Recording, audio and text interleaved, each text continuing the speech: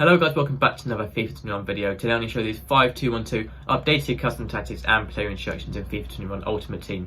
I'm going to get straight into it, not waste any time. If you're not already subscribed, please help me out by subscribing. It means a lot, it really helps the channel grow and it's greatly appreciated. So for the first custom tactics, the defensive style is balance.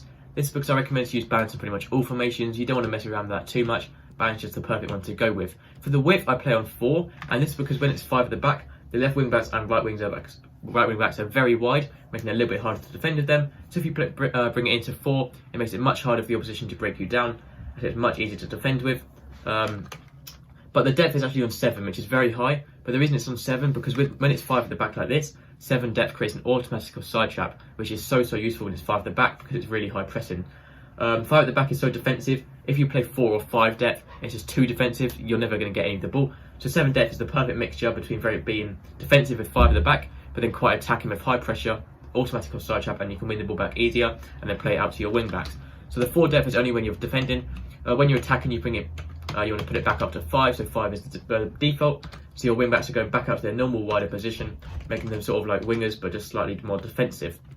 So balanced for defensive style, 4 width, 7 depth, and the offensive style is balanced again. 5 width, 6 plays in box to help get more players into the box, to help overload the box, because when you have more players in the box, you're going to score more goals. Corners on 3, and then you can just put the free kicks to 1 or 2. That's not very important. So for the player instructions, you want both your strikers to be on stay central, so stay in the centre of the pitch in line with the goal. You also want to use getting behind, so they're making forward runs through the defenders, and stay forward, so they're staying at the top of the pitch when you need them up there. That is for both of your strikers. For your cam, you want to stay forward as well, so helping out the strikers, sort of creating a free man attack. You also want to use getting into the box, of course, to help overload the box once more, to get more players in the box to score more goals. Left centre mid and right centre mid, you want to leave it completely default. It keeps it nice and balanced, you don't want to change anything at all there.